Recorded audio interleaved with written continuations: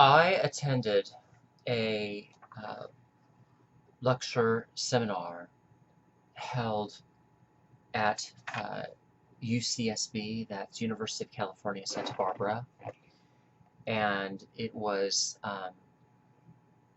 situated at the Multicultural Center, featuring the diversity lecture series that at this academic appointment there was a presenter by the name of Ian Haney Lopez, and here he is.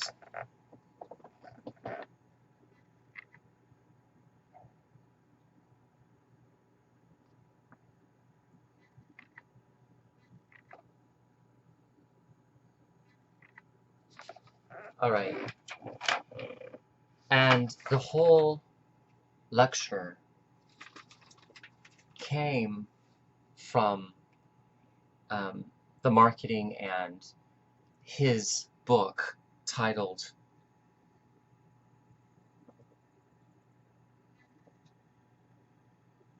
Dog Whistle Politics. I know it's difficult to see.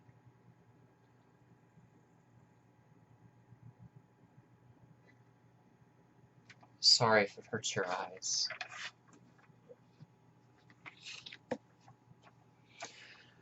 And Ian Haney Lopez is the John H. Bolt Professor of Law at UC Berkeley. He did his bachelor's degree, I think it was in history, at Washington State University, and he did another bachelor's degree at Washington State as well, I think. His master's is a master's in public administration. That's exactly what I have, which I was pretty comforted to find somebody that gets it. And he could find me because I get it as well. And his MPA, Master's of Public Administration, was acquired through Princeton University. And the year after that, he then sat in for his bar to become an attorney. And he studied at Harvard University to prepare for his law examination. That's all I will say about him, other than he's written numerous books. And in the slideshow presentation at the end of this talk that I'm giving with you, you can see a list of the publications he authored. It may be difficult to make out the title of his work, but you at least have his name. And you could do a search under Amazon or the internet, Google, and to get a set list of his work.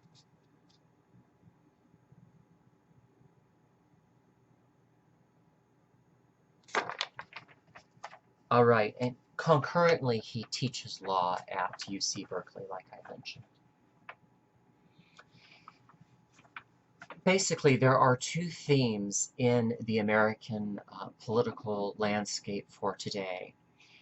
The one that we're all faced with is the economic collapse and the default and the declining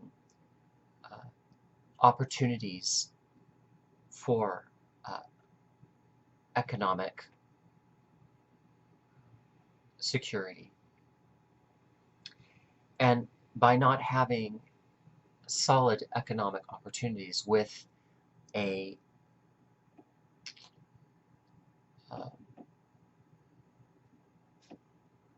horrendous group of political actors telling you that we need to create jobs, and all the jobs are through technology. People are losing more jobs than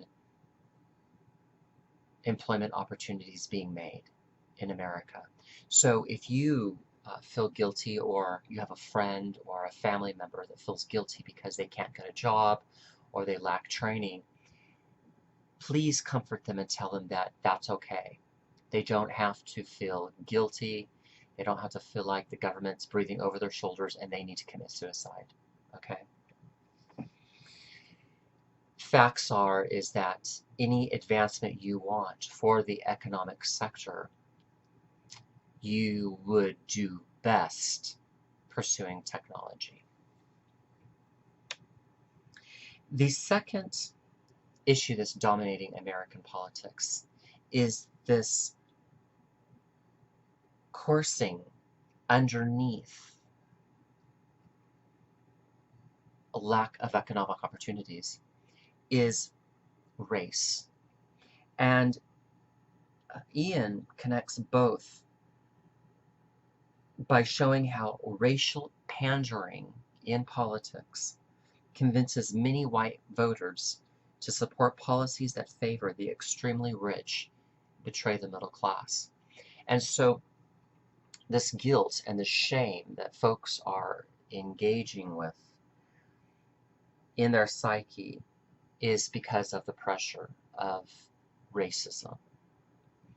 Later on in this academic talk, I'll explain the aspects of racism and the human trafficking element, where we can use human trafficking as a ideology, opening us up to the anti-human trafficking advocacy, that which, as a direct cultural impact, addresses racism. It's a really interesting formula that I'm trying to create. To understand this scientific, not quite a methodological model per se, but a formula, a challenge for people in the ethical, welcoming, collective consciousness, one must understand racism as one of the largest things right now in the pressure that you feel. And you might not know that. It is, by all means, your medical meltdown and your Obamacare, correct? Where you're feeling pressure. Your gay rights, okay? Your distorted educational system that is a blueprint of the military, okay, and indoctrination. Right? Excessive spending in other countries, to the degradation of this American educational system, the prison industry, in addition to, of course, rights for women to choose abortion if they want. These are all issues in our world. Monsanto, etc., the social ecology. But I'm going to show you that the main crux that supports these problems happens to be racism. All right.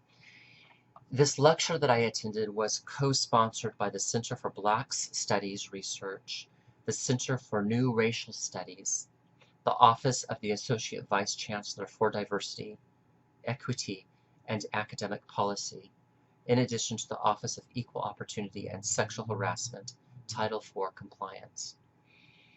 So it was really an enormous lecture, that which permits me to relay significant details that are concerning to you.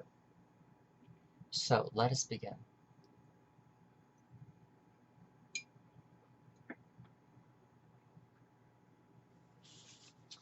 I'd like to start with mentioning all my notes. Okay, UCLA in 2013 did a study and published an article, and they equated fear and the loathing across the country, derivative of the party lines, the Democrat and the Republican. New evidence shows that there is a serious group polarization.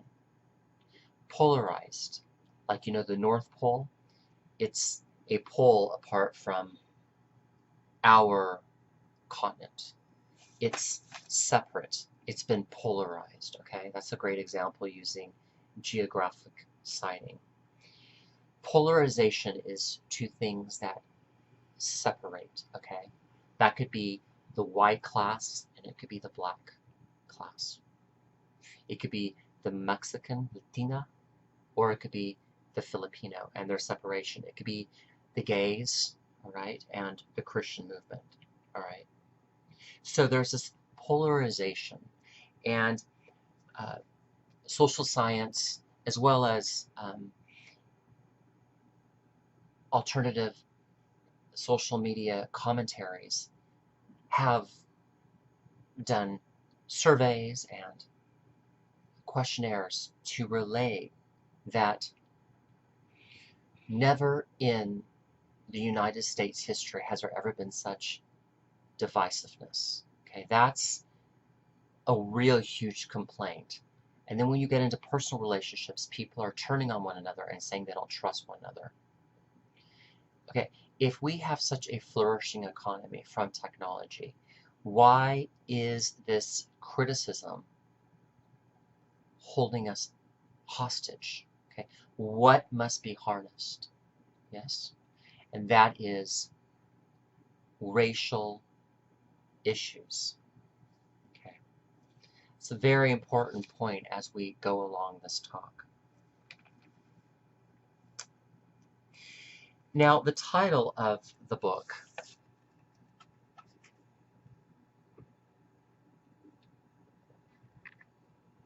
Dog Whistle Politics, is very catchy. And the attraction for Ian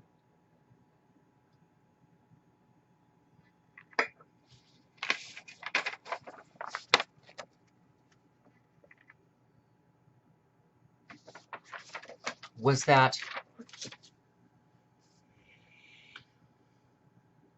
a dog whistle has a very high pitch. And this is how he came up with this fantastic title. And what it does is it signals a dog, okay? And the dog can hear the very high pitch in the whistle sound. However, the human being can't hear it. The owner can't hear it. So what does that mean for the American political system? I don't know if this is too shady for you. I don't know if it's hard to see me. I want you to have good lighting. Because if the lighting is not good, then you may not cognitively understand some of these points that I'm making.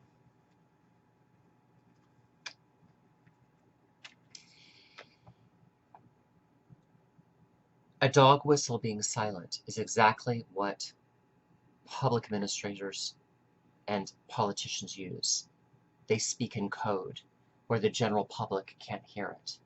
And the whistleblowing is a code that other folks in the power elite structure, the Illuminati, the Bilderberg, okay,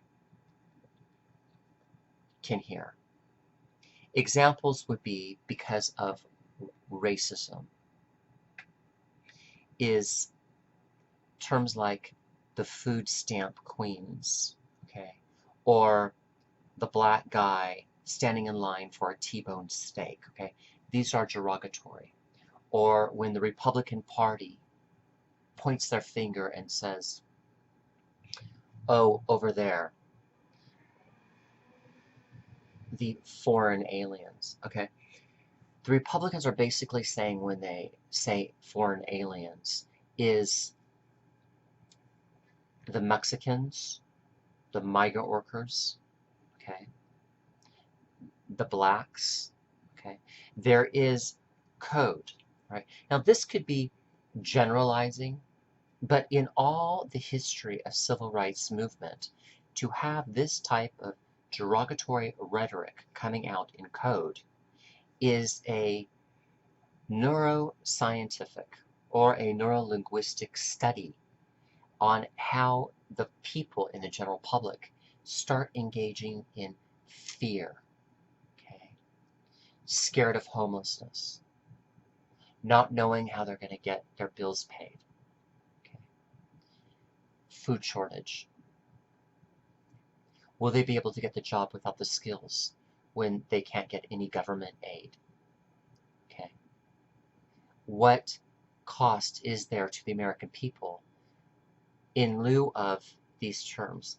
Well, let's start off with discussing that the levels of wealth in the United States of America have never been seen like this today. And because of concentrated wealth among the wealthy, loan hands, etc., they believe they are over the government. Of course, they believe they're over the poor, yes, and the middle class. CEOs are making 354 times more than workers in context of the past, like in the 20s. Race works down on people to keep them oppressed and to make them bend, okay, to comply, all right? If not, to become penalized and punished. There's a lot of blame that is placed on the rich, okay? Notwithstanding, there's a lot of blame placed on the poor from the rich, okay?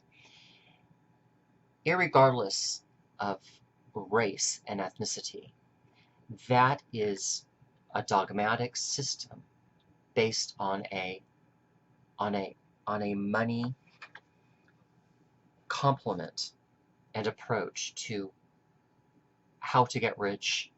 I will lie, I will steal, I will rob. I'll do whatever potential jazzy crime I need to do against the poor or against the white. This could be white-collar crime and blue-collar crime. In this, you have mixed colors, okay? You have mixed ethnicity, okay? This is a problem characterized by never deconstructing the wealth hierarchy that started this country, okay? Now, who went out for president in, in and against Nixon was George Wallace, and he was a huge advocate for segregation. That means polarization, remember, of two classes, the blacks and the whites, okay? And he wanted to block immigration. And he ran in 1958, but he lost before a concession speech where he said that no son, in so many words, but he used this profanity, no son of a bitch will nigger outdo a person like me. He also stood in 1968 in front of a school door, okay? And he stirred racial fear and hate against the blacks, not wanting the blacks to be in schools, okay? Not a lot of people know about George Wallace versus Nixon being one of the most predominant things in American political history that today coincides with our problems. He said that he could talk about schools and prisons, but people ignore him. But when he called them niggers, the people at the schools would stomp the ground. This man was very bigoted, very much so a hater. Publicists had called him a poltergeist buffoon. Churches, courts, schools, and racial segregation involved in those institutions was because of Wallace. Now, Wallace was a governor of Alabama, and at that time, he got 95% of Americans out of telegrams that responded to him as public sector to show support. And there's three things that he learned. He learned that racism was just not a Southern issue. It's an issue that's all over the nation, and it is a hallmark to the national identity of American politics. The second thing he learned is that he could crack the code. He could upset people, and he could gain attention by being a prejudiced martyr, so to speak. The third thing is that he was on one hell of a ride to reach U.S. presidential office, and he used racism, and the nation responded well until he mentioned nigger.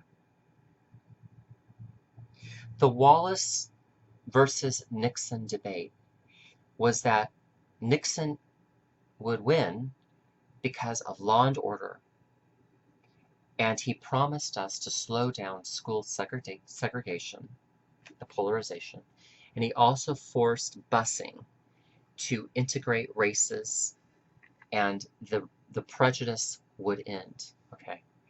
Now, busing was when children on school buses had to be segregated because of blacks and because of whites. Okay. There was a 1958 logic that our nation arrived at, and that was, irregardless of putting an end to lynching, okay, putting black people on trees and hanging them and catching them on fire in town squares in Indiana, okay, lynching was very terrible against black people, and it was pro-slavery as well. But the 1958 logic was that Republicans use race. Okay, this has been something that has been studied all the way up to today.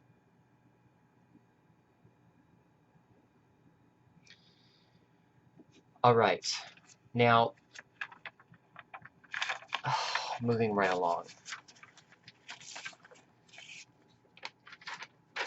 Stay patient with me. We're going to get through this. Gosh, the shadow is pretty difficult. I think if I put my arm up, it's hard to see. All right. Now, at this time in American political history, okay, the prisons and incarceration, the criminal justice system had its place. Okay. There was a fellow by the name of William Horton, and he was called Willie. And Willie, he's black, okay? And Willie was a derogatory term to degrade him and not treat him like Mr. He was convicted of murder and kidnapping and stabbing and raping. He was released on a furlough program so that he would be integrated and not polarized, right? There wouldn't be the segregation. And the courts felt that that would be wise. The forensic psychology behind that would show that it would exude an anti-racism to the nation. But what happened is that he was released, okay, and he broke into the woman's house, and I think he raped and killed all over again. So this created a social trend on the stereotype of only black people, okay, in their nigritude, are going to be behaving like this. This stirred up racism because they're at this psychotherapeutic process in the criminal justice system adhered to the consciousness raising, all right, and the restorative justice, okay? And we've come very far in restorative justice, right? But to identify that inasmuch as these cultural studies, all right, are showing social justice, it backstabbed American politics. Now, one of the ways that George W. Bush had gotten reelected in his term, okay, fast forward, George W. Bush, is that he called Mr. William Horton Willie. And again, see, this is using code. To you, it might be just a generality, okay? But in politics, yes, or racism, social politics have always run the country as broadcast to the media even, and journalistic hip-hop storytelling. This is whistleblowing, okay? Or no, not whistleblowing, pardon me. It's dog whistle politics. George W. Bush was reelected because he called Willie a bag of liberation, because he had the system respond to him as dominant discourse to restore him back to justice. Okay? And also called him a big black rapist. Okay? And the American population voted for George W. Bush, the greater population, because of the generalization and all the narratives in black civil rights movement. There is this competition, right, of money and greed and corruption. And the analysis here is that, are white people racist? To have this happen in a broad majority to this day, in addition to all the slander that's put against George W. Bush. It's just an inquiry you'll want to make. Think about that. Newt Gingrich said about President Obama that he is the most effective food stamp president in history. And then Newt Gingrich said that if he was president, okay, or, rather, he would want to use this as the biggest paycheck presidency ever. Okay, so Newt Gingrich, on behalf of Bush, is talking about being a paycheck president. Obama is put down for being a food stamp president that cultivates a government that wants to take care of its people that are in need, especially at the gravest time in American history of what we are finding in our collapse of economic system and breaking down of education and the medical meltdown and family, social justice, welfare systems. Newt Gingrich is supporting a nation that does not care for its people when they are in their greatest need. Obama, as a black president, cares to have a government that understands the people. This is really important,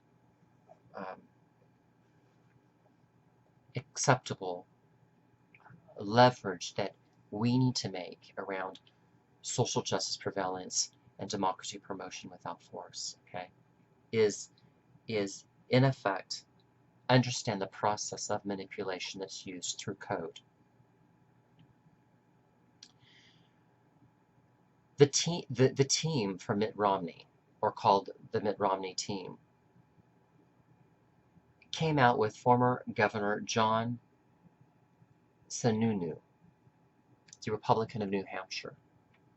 And he said that Obama is lazy and he is not bright.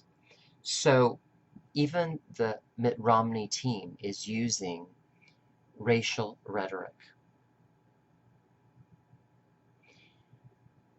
The racial appeals are central to American politics, is what I'm saying. And if you take a society that is black or Mexican or Filipino or Asian, and they believe that they are white, and they listen to white radio, okay, they will vote for the white party and not understand the dog whistle politics here.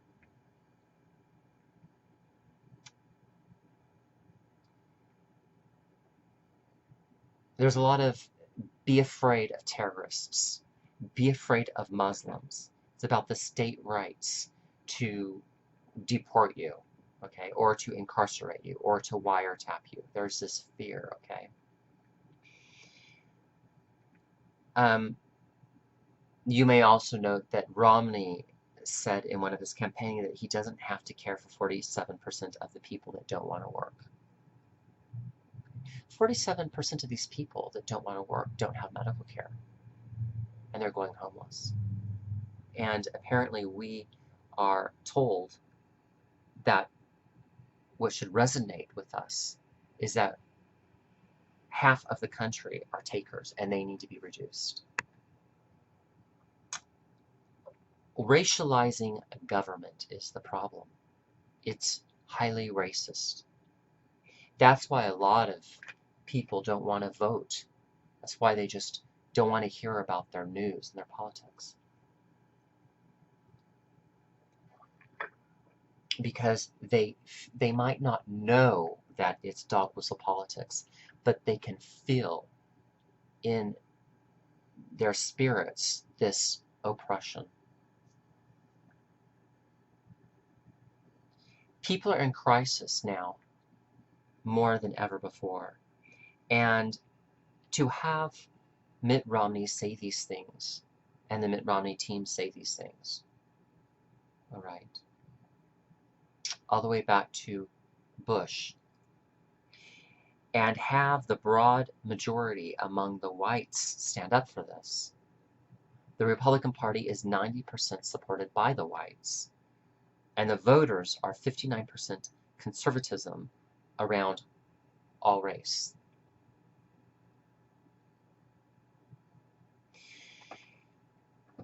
We cannot say that there is no racism when Obama is getting these coded, worded attacks on him. Okay? Our ears must be very attuned to this. So we ask, what is going to happen? Okay. Well, a lot of the same thing. Some may suggest that we can't turn against the government, okay, because it's larger than us. But we can support a government that wants to help its people. Okay. So to be educated about your voting is really of keen importance. New York Times has called this a racial demagoguery. It's become a strangely strained retort of Republicans about giving racial attacks. And the Democrats have to be quiet. Advisors to Obama said, do not mention race, because it will be used against you. When a Democrat confronts the Republican Party on the codes and the foreign alien over there, which is referring to Mexicans and immigration issues and black people, okay, the Republicans respond by saying, we never mentioned race, because you're mentioning race. You're the one that has it in your mind, so you must be prejudiced. This is escalating a tension of hate. Okay. Now, this solution does lie in interrupting the white Americans being racist, all right? And not being afraid to confront, right? Even if you are accused, okay? But to create discussion, yes? This is part of free speech. This is part of growing and being heard and allowing yourself to be visible and be willing to be known.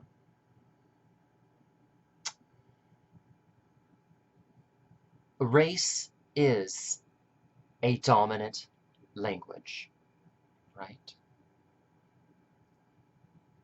Now, dog whistle politics,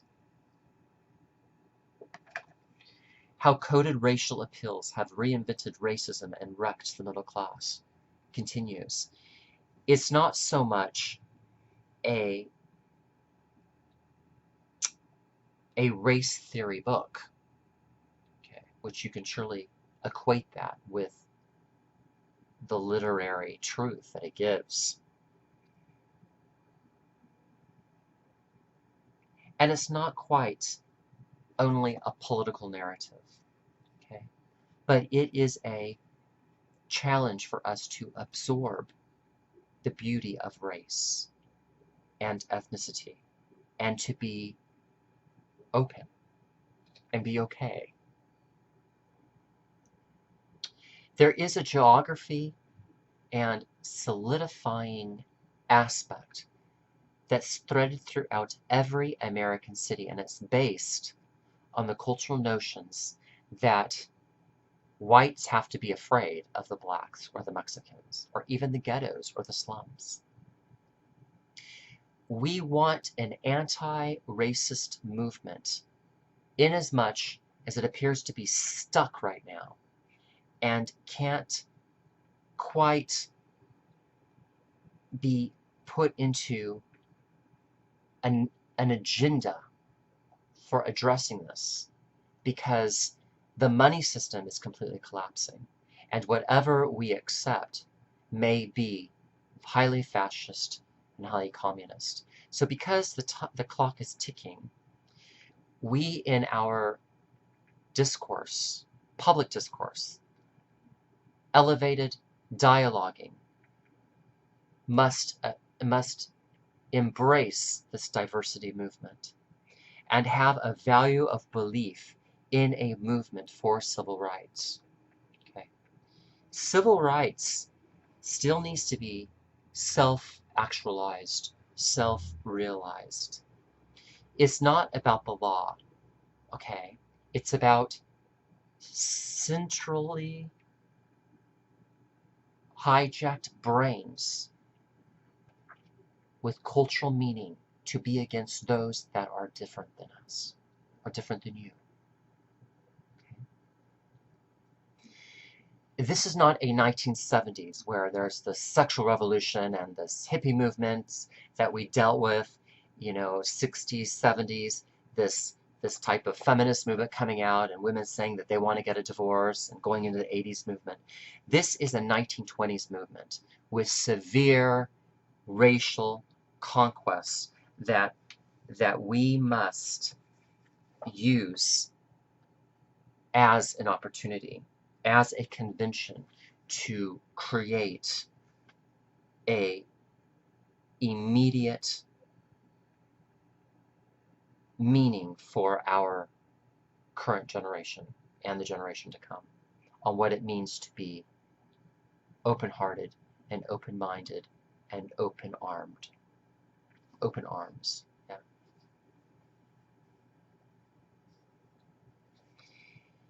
Is integration the best way to go? if we have been integrating the best we can and we still have racism? That is an argument that we are addressing. The establishment of the United States of America was and still is based on a racial hierarchy, and people are angry at the injustices. To then seek now solid alliances through dialoguing about this and admitting the racial tension. There was a bumper sticker in UC Berkeley that Ian finds to be very entertaining. And that bumper sticker says, quote,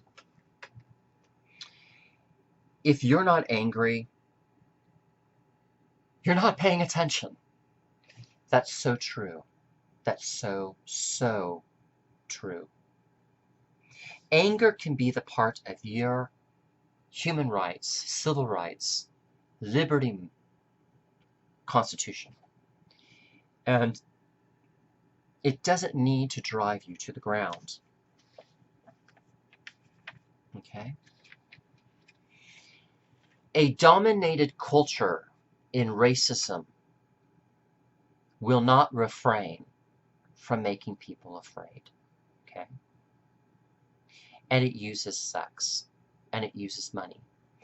This is where behaviors and trends having to do with the breakdown of the family, pornography, substance abuse, pedophilia, child abduction, etc., sexual exploitation, sexual humiliation you find in adult websites online, are not properly promoting a multiculturalist rhetoric to get people thinking. Okay? It's distorted, even though cultures and races are intermingling. There are undertones of serious human trafficking issues that are based on race. An example would be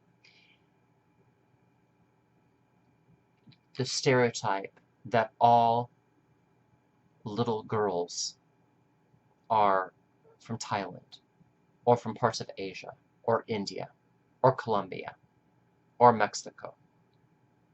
Okay. All of the pimping is led by blacks, and they're pimping black women with big breasts. Okay. These are all myths and stereotypes, and it's based on racism.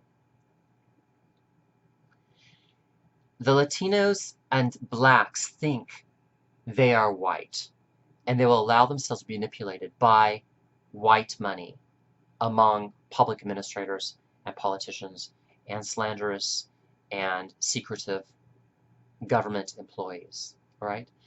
This has got to end, because on the appeal of race and money, prostitution and the human trafficking targets are in the news.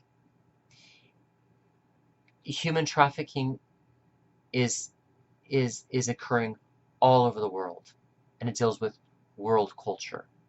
And where there is money, racism sets in, and it degrades people by giving them money for sex. Okay. Racism could even be by getting a Russian girl or a Ukrainian girl to America, okay? Even though she's Aryan or she's white-skinned, there's still racism there because it's dealing with the exploitation of another culture, okay?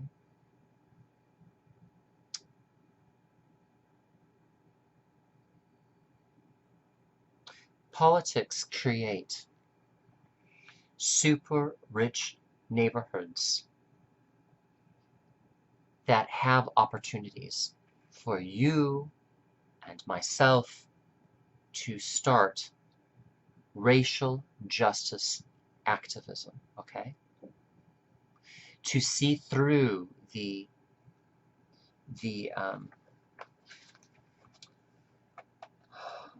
the carrying out of reassuring another race through money and sex. We can see through that, okay?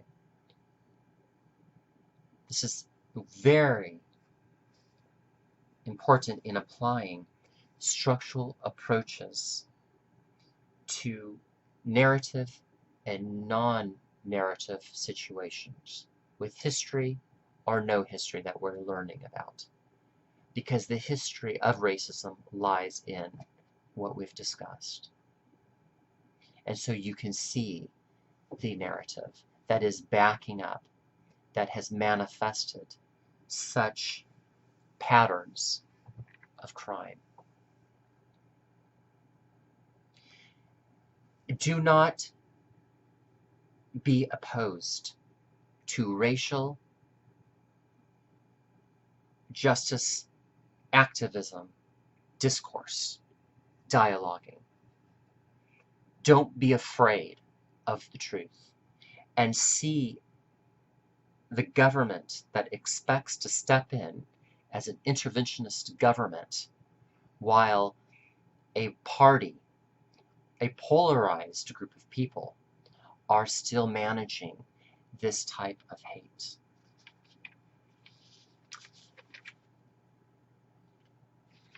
I mentioned George Wallace. George Wallace was supported by the KKK. Had cash given to him from the KKK. Who would have ever known? And the country wanted him to be United States of American president.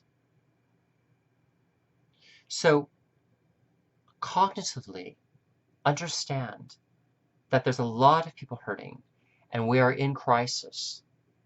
And no matter one's support that they have in their party doesn't mean that there is not racism.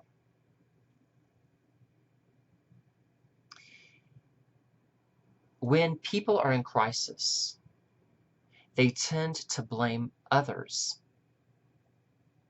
And when they see the concentrated wealth that's hijacked the United States government and all of the black flash mobs going into malls and shooting people, and they're black people doing this, the country turns against the Hispanics and the blacks, turns against the gays, turns against the Christians, wants to burn buildings, okay?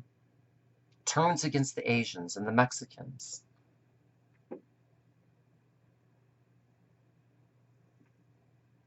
This cultivation of hatred demands for us to have an awareness of the binary oppositions, the politics, the religion, okay, in lieu of the